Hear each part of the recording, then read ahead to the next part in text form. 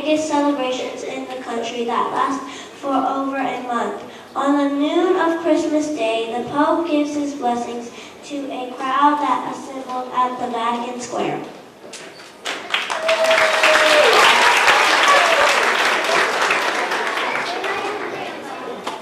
Christmas Eve is a day of fasting until after midnight mass. At this time, a special Christmas Eve meal is eaten. The main course is usually fish and pasta. It is sometimes called the Feast of the Seven Fish.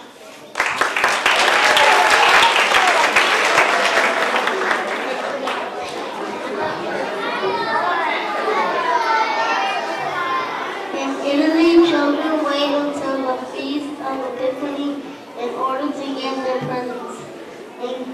The kids hang up stockings. As legend has it, Befana delivers presents on a roof stoop. It is said that Befana leaves gifts for the good children and lumps of coal for the bad children. Now Miss G will read the legend of old Befana. Every year, on the Feast of the Three Kings, January the 6th, old Befana visits all the children in Italy and leaves them candy, cookies, and gifts. It is said that she is searching for the Christ child. There are many stories about old Befana and how she began her search. This is just one of them. And you know, if you look very, very carefully this morning, you might see her flying around.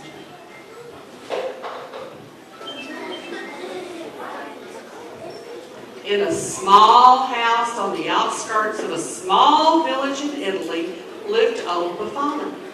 She lived all alone and she wasn't very friendly. If many people dared to knock on her door, she never asked them in. "I have no time for visiting," old Befana would say. The children didn't like her either. "Cranky old lady," they said. "And the way she's always sweeping, sweeping, sweeping." It was true. Every day, every morning, and every afternoon, old Befana would sweep with her broom. She swept her little house. She swept her front step. She even swept her walk all the way down to the road. Sometimes a very delicious smell of things baking would drift from old Befana's house. "Whom does she bake for?" her neighbors would ask. And some nights they thought they heard her singing lullabies. Crazy old Befana, everybody called her. One evening, after old Befana had eaten her dinner and swept her kitchen clean, she began to get ready for bed. She locked the door and shuttered the windows.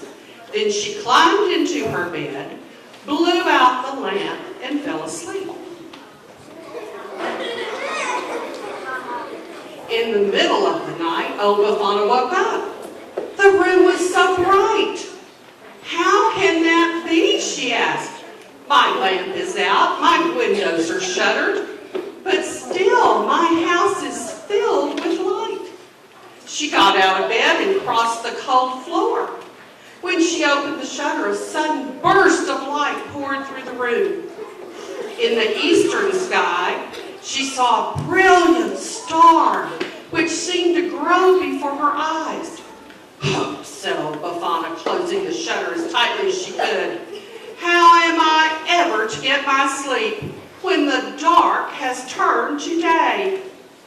All night she tossed and turned, and she didn't sleep a wink.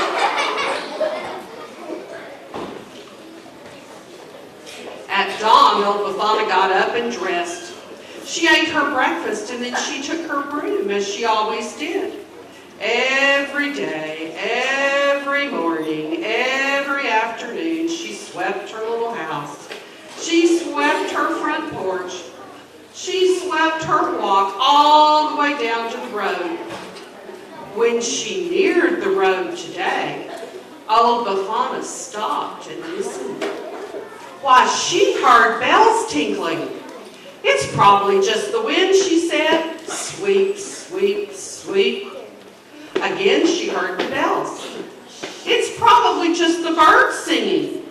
Sweep, sweep, sweep.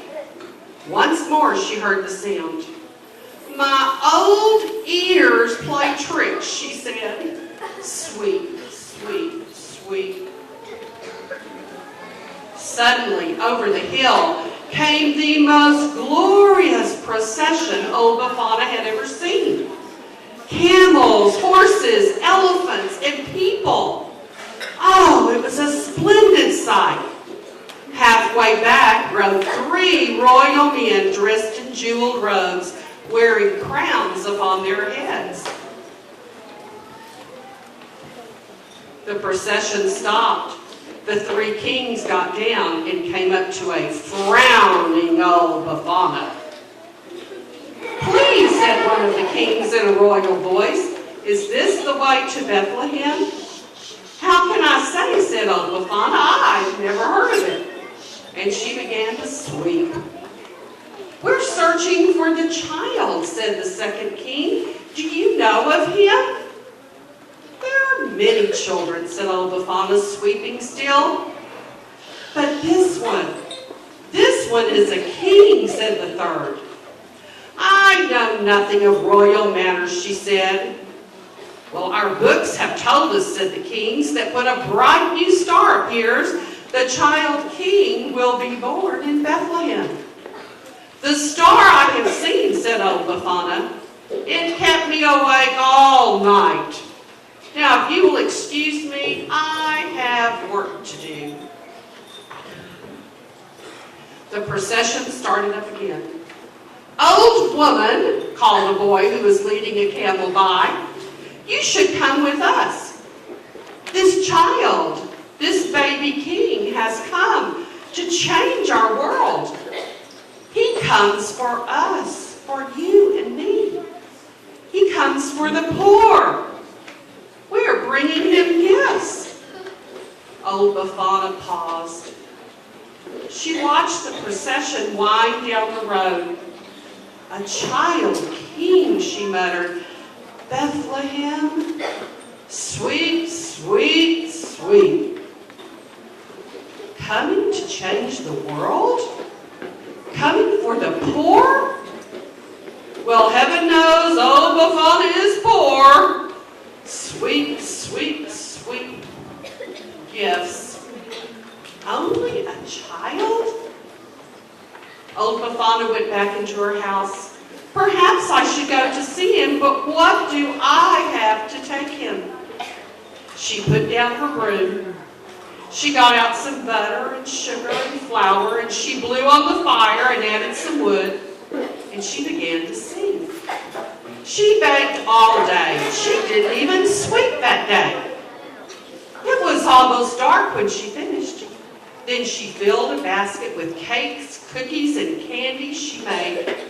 I'll take a few coals in a little pot to keep the cookies warm, she said. She put on a shawl and opened the door.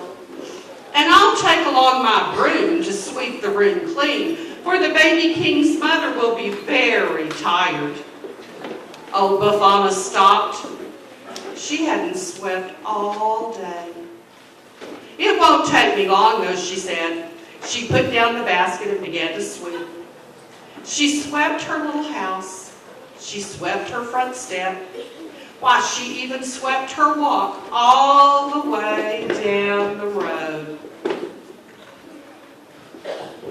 Then she locked her door, gathered up her basket, pulled her shawl around her, and took up her broom. Old Bafana was on her way at last. She ran at first, ran and ran as fast as her little legs would carry her. The sun had set, but still she ran. Now the stars shone very brightly. Her breath came short. Her old little legs ached, but still she ran a little bit slower. At last she sat beside the road. Old Befana could run no more. I should have left earlier. I'll never catch up, she said. And where, oh, where is Bethlehem? She closed her eyes and gave a long sigh. I will never be able to find this baby king. Suddenly the sky was filled with light, and heavenly angels sang, "Glory to all men, the new king is born." Tonight is the night of miracles. Old Befana rose to her feet. Tell me where he is, she cried, picking up her basket and her broom. I bring gifts for this child. She began to walk and then run again. This is the night of miracles, the angels sang once more. Wait, she shouted. You must help me. Show me the way to Bethlehem. Old Befana began to feel lighter and lighter. She ran faster and faster, so fast that it took her breath away. She was running in the sky. It was a night of miracles. Old Befana never caught up, alas, but never found the child in Bethlehem. She is searching still to this day. Every year on the Feast of the Three Kings, January the 6th, old Befana runs across the sky. She visits children while they sleep and leaves them gifts from her basket. Then she takes her broom and sweeps the room all clean. For after all, says old Befana, I never know which child might be the baby king of Bethlehem.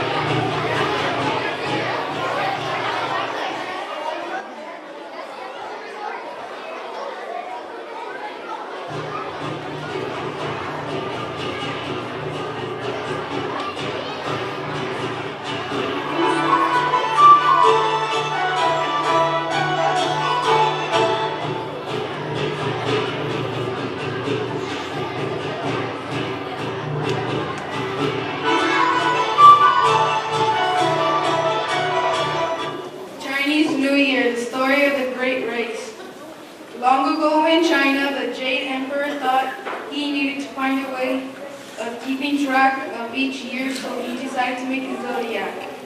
He thought he should name every year after a different animal.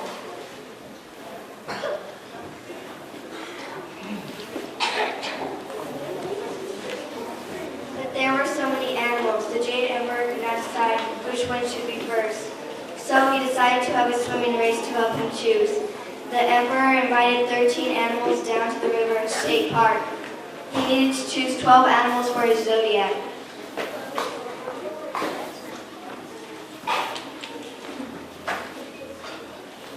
There was the tiger, the rat, the snake, the dog, the monkey, the rabbit, the boar, the rooster, the goat, the ox, the cat, the goat, and the dragon.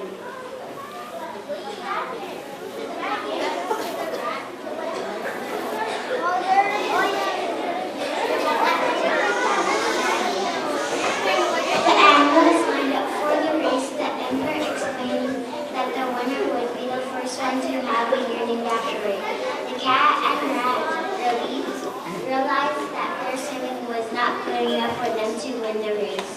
So they asked the strong, kindly ox if they could jump on his back. The ox was a very kind creature and agreed to help the cat and rat. The race started and the ox was soon ahead. The ox was nearly on the other side of the river when there was a big splash. The sneaky rat had pushed the cat back into the water. Then, as the ox turned around to look, the rat jumped off his back into the riverbank. The rat had won the race and the ox finished second. Next came the tiger, and he was followed by the rabbit, who had bounced across the stones and logs. The next animal to finish was the mighty dragon. The dragon could easily have come first, but he was too busy helping others. The snake and the horse came 6th and 7th. Unfortunately, the horse had been frightened by the snake, and the snake had managed to sneak ahead. Then the emperor could see a small raft arriving at the riverbank. The goat, monkey, and the rooster had worked as a team. The emperor was very pleased. Just then, 2 more animals approached the riverbank. The dog was one of the best swimmers, but had taken his time by stopping to have a bath in the river's clear water. The boar had been slow because he had fallen asleep. Although the emperor now had 12 animals to use on his zodiac, there was still one animal missing. It was the cat. The rat had pushed her off the ox with such force that she had ended up a long way from the riverbank. The cat was very angry and vowed never to be friends with the rat again. And that is the story of the Chinese zodiac.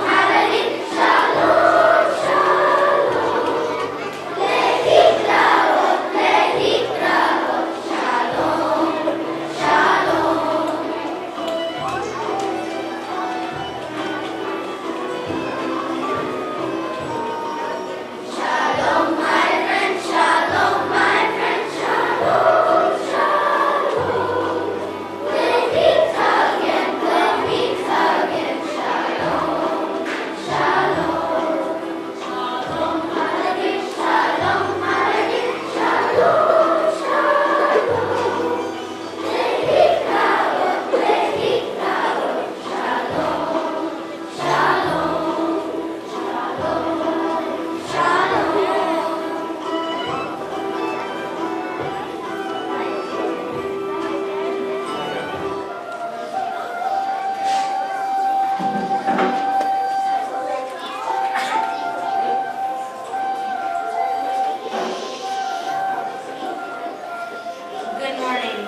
Welcome students, parents, grandparents, family members, and other guests. My name is Vincent Cañas and I am president of Austin Elementary Student Council. Please allow me to introduce Faustino Herbert, who will be teaching you the Arabic words in sign language. I would also like to introduce the student council officers: Vice President Michael Santiano, Secretary Amanda Chapa, Treasurer Erica Medrano, Historian Amon Schneider, and Parliamentarian Alexis Moreno. This year, 5th grade has been studying Egypt. We have learned many things and we hope you enjoy our presentation. First, we start off our presentation with a few Arabic words. We would like everyone in the audience to participate in learning a few words. When the student council officer says an Arabic word, we would like 5th grade in the audience to repeat the word. Are you ready?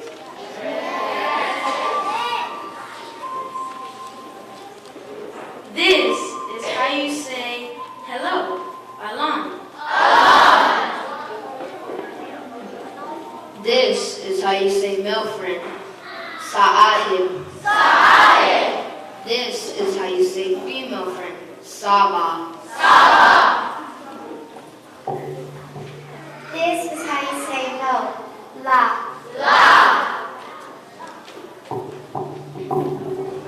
This is how you say yes. Iowa. This is how you say thank you. Shukran. This is how you say goodbye. Ma'a salima. Shukran.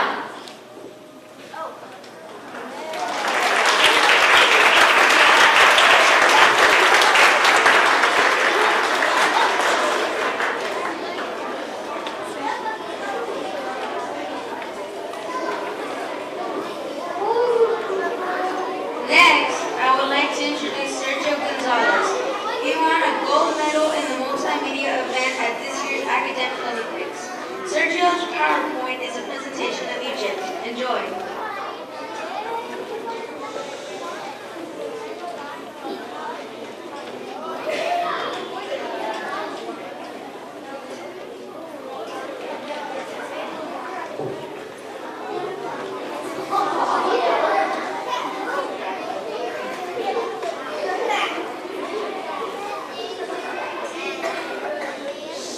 Good morning. Today we're going to tell you about Egypt, an amazing place.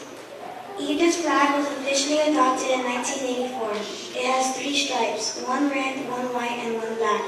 In the center of the flag there is the crest of Saladin, who was once an ancient ruler of Egypt. The crest has a golden eagle perched atop a banner that reads Arab Republic of Egypt.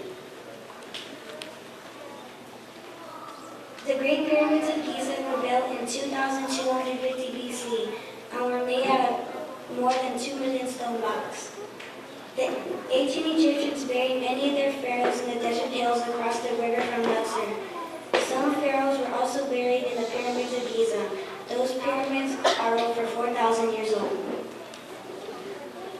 King Tut was 9 when he became pharaoh. When he was 18, he died. King Tut's tomb was one of the smallest. In 1922, Howard Carter discovered King Tut's tomb full of treasure. This is Howard Carter with the remains of King Tut. The canopic jar is an important part of the mummification process. The body's internal organs were carefully stored in these jars. There were always 4 jars representing the 4 sons of the god Horus. 4 protected spirits: human, baboon, falcon, and jackal. Dates and wheat were typical foods they would eat. The ancient Egyptians were amazing architects. They built the statues of Ramses II outside the largest temple at Abu Simbel. They were 65 feet tall and weighed almost 2.5 million pounds. That's as much as 170 elephants. The Egyptians invented a decimal system. They used 7 different symbols. 1 was represented by a single stroke, 10 was shown by a drawing of one hobo, 100 was shown with the drawing of a coiled rope, 1,000 was represented by a drawing of one lotus plant, 10,000 was shown as one finger, 100,000 was represented by a drawing of one frog, 1,000,000 was represented by a figure of a god with raised arms. This is an example of the system they had. 115,639. The ancient Egyptians learned to make their art light. The ancient Egyptians were not done with death but with life. Temples were the heart of the communities. Kids went to school in the temples. Temples acted as hotels for important visitors and guests. The ancient Egyptian children learned to be caring. They all believed in Ma'at, order and justice. The ancient Egyptians believed that you could only reach your afterlife if your heart was light, and you spent a lifetime being kind and honest.